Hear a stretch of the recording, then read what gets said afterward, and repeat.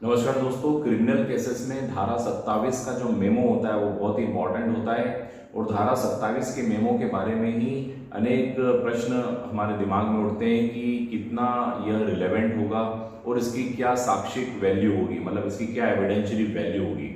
इसको लेकर हाल ही में ऑनरेबल सुप्रीम कोर्ट ने एक इम्पॉर्टेंट जजमेंट दिया था और इस जजमेंट में बताया था कि धारा 27 का जो मेमो होता है या धारा 27 इंडियन एविडेंस एक्ट कहाँ तक रिलेवेंट होती है।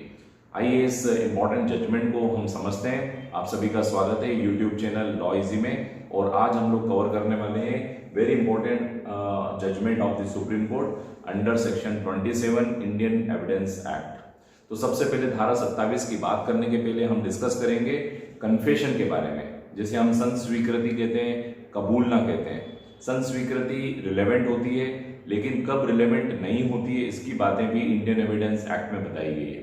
हम सभी लोगों ने भारतीय साक्ष्य अधिनियम पढ़ा है 1872 का, और इस भारतीय साक्ष्य अधिनियम में धारा 5 से लेकर 55 तक उन बातों को बताया गया कि कौन से तथ्य रिलेवेंट होंगे, यानी कौन से तथ्य सुसंगत होंगे और वो सुसंगत तथ्य ही आप न्यायालय में रख सकते हैं। जो सुसंगत नहीं है वो न्यायालय में आप नहीं रख सकते। तो इंडियन एविडेंस एक्ट की धारा 5 से लेकर 55 तक रिलेवेंसी की बात की गई है और इसी 5 से 55 में धारा 27 भी आती है।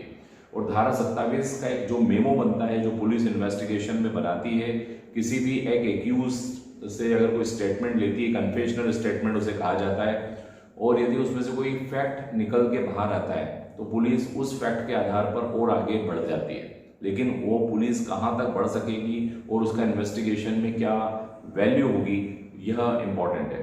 तो धारा इंडियन एविडेंस एक्ट 1872 की धारा 27 के बारे में आज डिस्कस करेंगे, जो कि रिलेवेंसी बताती है। रिलेवेंसी मतलब सुसंगतता की बात करती है कि सुसंगत तथ्यों के एविडेंस ही न्यायालय में दिए जाएंगे, वही ग्राह्य होंगे।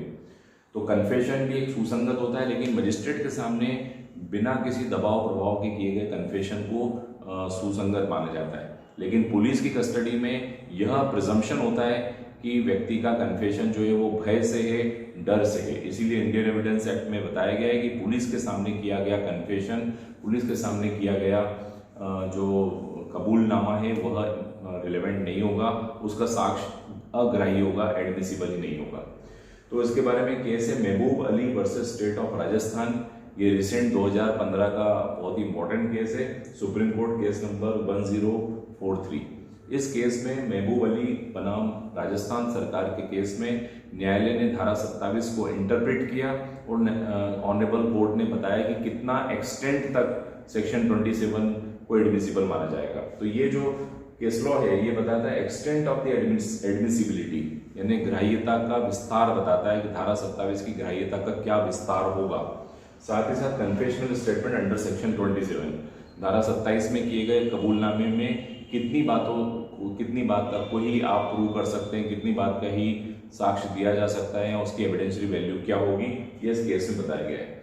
इसको समझने के पहले हमको इसकी दो प्रेसिडेंट सेक्शंस को भी समझना पड़ेगा। सेक्शन 25 कहता है no confession before police shall be prove, यानी पुलिस के सामने किए गए कन्फेशन को साबित नहीं किया जाएगा। साबित नहीं किया जाएगा मतलब ये प्रिजम्पशन होता है, एक उपधारणा होती है कि पुलिस की कन्फेशन में जो व्यक्ति कथन कहता है वह डर या दबाव में ही किया है। तो इसलिए धारा 25 से कहती है कि पुलिस के सामने कथन को प्रूव नहीं किया जाएगा, और 26 से कहती है कि कस्टडी में किए गए कन्फेशन भी मान्य नहीं होंगे। कस्टडी का मतलब अभिरक्षा में, पुलिस की अभिरक्षा में किए गए कन्फेशन भी मान्य नहीं है। इसी प्रकार धारा 27 को भी हम रीड करते हैं तो धारा 27 का एक प्रोविजन कहता है कि कितने एक्सटेंट तक पुलिस के सामने यानी पुलिस की कस्टडी में किए गए कथन कितनी सीमा तक एडमिसिबल होंगे। सीमा मतलब एक्सटेंट बताया है इसमें प्रोविजो है how much confessional statement shall be prove, कितने कन्फेशनल स्टेटमेंट को प्रूव किया जाएगा। इसको समझते हैं। जो बेंच है chief justice honourable Shri HL Dattu ji की और अरुण मिश्रा जी, ऑनरेबल जस्टिस अरुण मिश्रा की जो DB थी, डिविजनल बेंच थे, उन्होंने इस केस को डिसाइड करते हुए कहा कि ऐसा स्टेटमेंट जो इमीडिएट कॉज ऑफ डिस्कवरी देता है। इमीडिएट कॉज ऑफ डिस्कवरी का मतलब होता है कि एक ऐसा फैक्ट जो पुलिस इन्वेस्टिगेशन कर रही थी तो पुलिस को भी वो फैक्ट नहीं पता था, वो इस अक्यूज के द्वारा बताई गई जानकारी से पुलिस को नॉलेज में आया है।